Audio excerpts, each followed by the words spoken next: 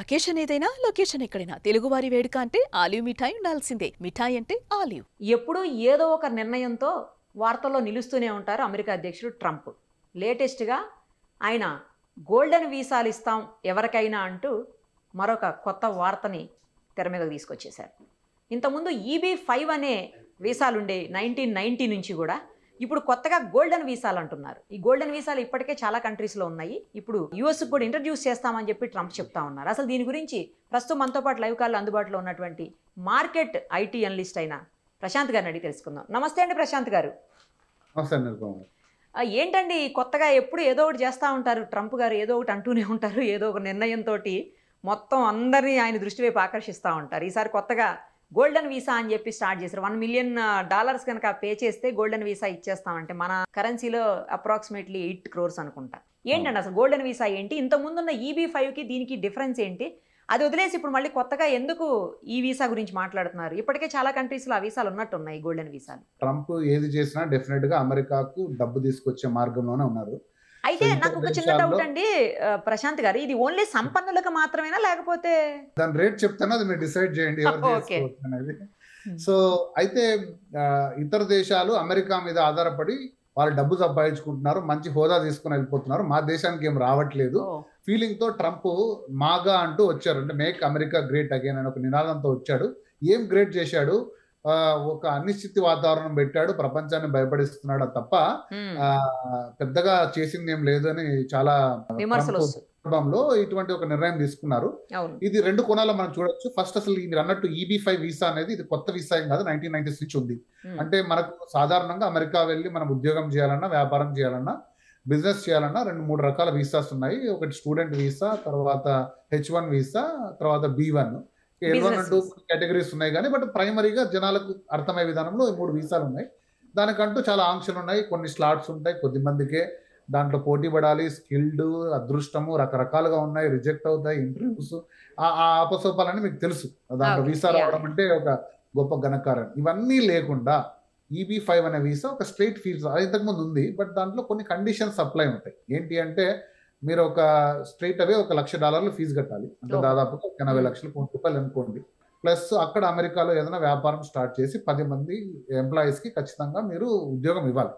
ఉంటే మీకు EB-5 visa, తర్వాత మీకు మీ స్పౌస్ కి బిలో 21 ఉన్న పిల్లలకి కూడా వీసా ఇవ్వడం జరుగుతుంది. వాళ్ళకు 5 years లోపల గ్రీన్ కార్డు, 7-8 లోపల సిటిజన్షిప్ వచ్చి మీరు ఒక పూర్తి స్థాయి అమెరికా పౌరుడు అయ్యే అవకాశం EB-5తో ఉండేది. బట్ ఆ ప్రాసెస్ చాలా డిలే, అంటే 2-3 ఏళ్ళు పట్టేది. మీరు వెళ్ళాలి, ఒక కంపెనీ పెట్టాలి, మళ్ళీ 5 మందికి ఉద్యోగం ఇవ్వాలి, ఇవ్వలేకపోతే ఏంటి, లేకుంటే మళ్ళీ వెనక్కి తీసుకోవడం, చాలా కూడా అనిశ్చితి ఉండేది. అంత ఈజీ కాదు. EB-5 ఎందుకు పాపులర్ కాలేదంటే it's not so easy. Clearance కూడా కొన్ని దాంట్లో అవకతవకలు ఉన్నాయని చెప్పేసి చాలా ట్రంప్ ఈ రోజు చెప్తున్న దాంట్లో విధానంగా EB-5లో లోపాలు ఉన్నాయి. దీని ద్వారా టెర్రరిస్టులు వాళ్ళు వీళ్ళు అంటే అసంఘటిత అంటే అనార్గనైజ్డ్ సెక్టర్ లో ఉండే వాళ్ళు, ఇల్లీగల్ వ్యక్తులు కూడా వచ్చే అవకాశం ఉంది. వీటినన్నిటిని కూడా మారుస్తూ సులభతరం చేస్తూ నేను చేస్తున్నాను అన్నారు. కానీ బట్ మెయిన్ క్యావియట్ ఏంటంటే ఇప్పుడు మీరు ప్రపోజ్డ్ గోల్డెన్ వీసా అంటే అందరూ అంటున్నారు December 18th నుంచి ప్రపోజల్ వస్తుంది, బిల్ కూడా ప్రిపేర్ అవుతున్నారని. దాని వీసా ఫీజు అక్షరాల $1 మిలియన్, అంటే 10 లక్షల US డాలర్స్, మన ఇండియన్ కరెన్సీలో 8.5 కోట్లు. సో మీరు చెప్పండి, ఈ వీసా ఎవరికి? అది సాధారణ ప్రజలక, ఓన్లీ సంపన్నులకే, మిలియనీర్లక, బిలియనీర్లక, సంపన్నులు. కాకపోతే నో కండిషన్స్ అప్లై. ఇక్కడ మీరు జాబ్ చేయ ఖచ్చితంగా కంపెనీ పెట్టాలి, ఇంతమందికి ఇవ్వాలి, ఏం లేవు. చాలా ఫాస్ట్ గా 60 to 90 day పీరియడ్ లో మీకు వచ్చేస్తుంది. మీరు మీ వైఫ్ 2 పిల్లలు అనుకుంటున్నారు, అండర్ 21 పిల్లలు. కౌంట్ నాకు కరెక్ట్ గా గుర్తులేదు, అండర్ 21. సో వాళ్ళకి రండి, మా దేశంకి వచ్చేసి హ్యాపీగా మీరు సిటిజన్షిప్ చేసుకోండి, వీసా పొందండి. నెక్స్ట్ లైన్ లో గ్రీన్ కార్డు హోల్డరు, తర్వాత సిటిజన్షిప్ ఏదైతే ఉన్నారో వాటన్నిటి కూడా మీరు అర్హులవుతారు. ఇక్కడ వ్యాపారాలు చేసుకోండి, బ్యాంక్ అకౌంట్లు ఓపెన్ చేసుకోండి, ఒక సాధారణ ఫెసిలిటీ ఏదో ఉంటుందో అన్ని కూడా ఇచ్చే ప్రపోజల్ పెట్టి చాలా అట్రాక్టివ్ స్కీమ్ పెట్టాడు అని నేను అనుకుంటున్నాను. ఓకే, కానీ రేపొద్దున మళ్ళీ ఈయన వెళ్ళిపోతారు, వేరే ఎవరో వస్తారు అధ్యక్షుడిగా. ఆయన వచ్చిన తర్వాత మళ్ళీ దీని క్యాన్సిల్, మీరంతా మీ దేశాలకు పోండి అంటే ఏంటి పరిస్థితి? సిటిజన్స్ పరిస్థితి ఏంటి? డెఫినెట్ గా అంత ఈజీగా ఉండదు. ఎందుకంటే ఒక ఇంపార్టెంట్ విషయం, అసలు ఎందుకు దీని మీద ఆసక్తి చూపిస్తారంటే వీసా, ఇందులో ఒక అడ్వాంటేజ్ ఉందండి. ఏంటంటే 21 బిలో పిల్లలకి వీసా వస్తుంది కాబట్టి మన పిల్లలు కూడా మైగ్రేట్ అయితే అక్కడ మీకు స్కూలింగ్ ఎడ్యుకేషన్ అనేది చాలా తక్కువ కాస్ట్ లో వస్తుంది అమెరికాలో. చాలా తక్కువ. ఈరోజు చాలా మంది భారతీయులు రిటర్న్ కాకపోవడానికి కారణం ఏంటంటే పిల్లలకి చాలా క్వాలిటీ ఎడ్యుకేషన్ తక్కువ డబ్బుల్లో వస్తుంది. సో పిల్లల ఎడ్యుకేషన్ కి ఈ రోజు మనం లక్షలు కోట్లు పెట్టి పంపించి పాపం ఎంఎస్లు చేస్తున్నారు, చాలా మంది పీజీలు చేస్తున్నారు. అవన్నీ కూడా ఉచితంగా వచ్చేస్తాయి కాబట్టి అక్కడ ఉండే యూనివర్సిటీల్లో అండర్ గ్రాడ్ లో కూడా మనకు తక్కువ డబ్బులకు వచ్చే ఆ అవకాశం ఉంది కాబట్టి పిల్లల ఎడ్యుకేషన్ కోసం వెళ్తారు. సో మీరు అడిగిన ప్రశ్నకి ఇప్పుడు అలాంటి అవకాశం ఇచ్చినప్పుడు పిల్లలు ఇక్కడ వచ్చి చదువుకొని ఒక స్థాయిలో వెళ్తున్నప్పుడు సడన్ గా రద్దు చేయడం అంటే నాకు తెలిసి ఆల్రెడీ జారీ చేసిన వాళ్ళకి ఇబ్బంది కాకపోవచ్చు, తర్వాత కొత్తగా వచ్చే వారికి ఇబ్బంది అవుతే అవచ్చు. అది ఆ రోజు నియమం కాబట్టి జారీ చేసిన వాళ్ళకు బహుశా ఆ రూల్స్ అలానే ముందుకు తీసుకెళ్తుంది అని నేను అనుకుంటున్నానండి. అంటే ఇప్పుడు ఓన్లీ ఇండియాకే కాదు కదా, మిగతా ఏ కంట్రీ నుంచి అయినా వెళ్ళే అవకాశం ఉంది గోల్డెన్ వీసా తోటి. డెఫినెట్ గా. ఎంతమంది ఏమన్నా లిమిట్ ఉంటుందా, లేకపోతే ఎంతమంది వస్తే అంతమందిని వెల్కమ్ అంటే అక్కడ మరి జనాభా పెరిగిపోయే అవకాశం ఉంటుంది కదా, మళ్ళీ వెళ్ళేవాళ్ళు చాలా ఇంట్రెస్ట్ గా ఉంటారు చాలా మంది. మీరు ఆ క్యాప్ మళ్ళీ మర్చిపోతున్నారు, 8 crores అంత ఈజీగా అందరూ తరలిపోలేదు. ప్లస్ చాలా కంట్రీస్ ఉన్నాయండి. ఇప్పుడు దుబాయ్ కూడా చాలా ఆకర్షణీయంగా, దుబాయ్ కూడా ఎందుకంటే దుబాయ్లో అయితే ట్యాక్స్ కూడా ఉండదు. మీరు 1,00,00,000 కోటి రూపాయలు 2 కోట్లు నాకు కరెక్ట్ గా అమౌంట్ గుర్తులేదు, గోల్డెన్ వీసా తీసుకుని అక్కడ అదే బిజినెస్ చేసుకుంటే బిజినెస్ హబ్ అక్కడ మీకు 0% ట్యాక్స్, అసలు ఎటువంటి ట్యాక్స్లు కూడా ఉండవు. చాలా మంది వెళ్ళి గోల్డెన్ వీసా చేసుకుంటున్నారు. తర్వాత యూరోపియన్లో చాలా కంట్రీస్ మీకు ఒక వీసా తీసుకుంటే షెంగెన్ చాలా కంట్రీస్, అన్ని కంట్రీస్ లో కూడా మీరు ఉండొచ్చు, అక్కడ వ్యాపారాలు చేసుకోవచ్చు. కానీ ఏదున్నా అమెరికా అనేది ఒక ఆసక్తి, అమెరికా అనేది ఒక లైమ్ లైట్, అమెరికా మీద ఉన్నంత స్పెషల్ ఇంట్రెస్ట్, అంత అట్రాక్షన్ వేరే కంట్రీ మీద ఎవరికీ ఉండదు.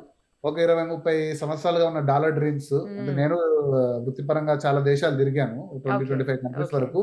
అమెరికాకున్న పాపులారిటీ అక్కడ ఉండే ఇది అనేది వేరే దేశాల్లో కొంచెం తక్కువ. బట్ మీరు అన్నట్టు అంత ఈజీగా దాని లిమిటేషన్ నేను కూడా చూడాలి, దాని విధి విధానాలు ఏదో చదవాలి, పరిశీలించాలి. కానీ అంత లిమిట్ లేకున్నా కూడా అందరు వెళ్తారని నేను అనుకోను. బట్ కాకపోతే ఈ ఎడ్యుకేషన్ సీరియస్ గా నెక్స్ట్ మా పిల్లలకి మంచి ఎడ్యుకేషన్ ఇవ్వాలి వాళ్ళకు అనే వాళ్ళు బహుశా నాకు తెలిసి ఆ వీసా ఏదో తీసుకొని ఒక 8 కోట్లు ఈ రోజు రేపులో ఒక పెద్ద అపార్ట్మెంట్ ఖరీదవుతుంది హైదరాబాద్ లో. సో అలాంటి వాళ్ళందరూ కూడా చూసే అవకాశం ఉంది అమెరికన్ వీసా మీద. స్టిల్ అదే మా లైఫ్ అంబిషన్ గా పెట్టుకునే చాలా మంది కూడా ఇది ఒక ఆపర్చునిటీ అనుకుంటున్నాను. ఇప్పుడు అసలు ఇంకొకటి కూడానండి, ట్రంప్ గారే ఎన్ని రోజులు దీని మీద స్టాండ్ అయి ఉంటారో కూడా తెలియదు. మళ్ళీ కొద్ది రోజుల్లో నా నిర్ణయం మార్చుకుంటున్నా, నేను ఇలా ఇవ్వను, లేకపోతే కండిషన్స్ వేరే కండిషన్స్ పెడుతున్నా, అవన్నీ అప్లై అవుతాయి అని కూడా అనొచ్చు. మీడియా స్పేస్ లోనే మీరు చాలా క్లోజ్ గా ఫాలో అవుతున్నారు. గత ఏప్రిల్ నుంచి మనం రకరకాల షాక్స్ చూసాము, ఆంక్షలు అంటూ చూసాము, H1B రద్దు చూసాము, తర్వాత రేట్ కట్స్ చూసాము, వార్ గురించి మాట్లాడాము, డాలర్, గోల్డ్, రకరకాలుగా ఒక 8 నెలల్లోనే దాదాపు ఒక 8 ఏళ్ళ అనుభవం ఇచ్చాడు ట్రంప్. చాలా మంచి పాయింట్ చెప్పారు. సో ఇంకా ఏమున్నాయో వాట్స్ ఇన్ ద స్టోర్ అంటారు కదా ఇంగ్లీష్ లో, what else is in the store అన్నట్టు చూస్తున్నారు. బట్ ఇదైతే కొంచెం సర్ప్రైజింగ్. ట్రంప్ తీసుకున్న నిర్ణయం ఖచ్చితంగా కూడా ఈ అమౌంట్ అవసరమై ఈరోజు మనం మాట్లాడుతున్న టైంకి అమెరికాలో ప్రభుత్వం షట్ డౌన్ అయింది. మీకు మనం ఒక కంటెంట్ లో కూడా చెప్పాను నేను, అమెరికా గవర్నమెంట్ షట్ డౌన్ అయింది. అంటే వాళ్ళకు జీతాలు ఇచ్చే పరిస్థితిలో లేదు, ఆ బిల్స్ అప్రూవ్ కాలేదు, బడ్జెట్ అప్రూవ్ కాలేదు, ఆ స్టేజ్ లో వాళ్ళు ఉన్నారు. కాబట్టి ఖచ్చితంగా కూడా ఆదాయ మార్గాలు జనరేట్ చేసి మళ్ళీ రివైవ్ చేసి అమెరికన్ మార్కెట్ ని, డాలర్ ని స్ట్రాంగ్ చేసే పరిస్థితిలో ట్రంప్ ఉన్నట్టు అర్థమవుతుంది. ఇప్పుడు ఇది ఇమ్మీడియట్ గా అప్లై అవుతుందా అండి? ఇమ్మీడియట్ గా చేయొచ్చా?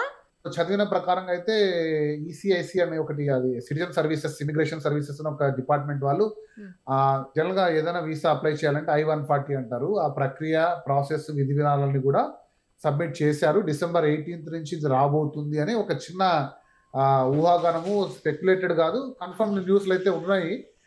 ఒకవేళ అయితే December 18th నుంచి అమల్లోకి వచ్చే అవకాశం. రైట్ అండి, చూద్దాం ఆయన నిర్ణయాన్ని ఎంతవరకు మార్చుకోకుండా స్టిక్ ఆన్ అయి ఉంటారు. Definitely. Thank you.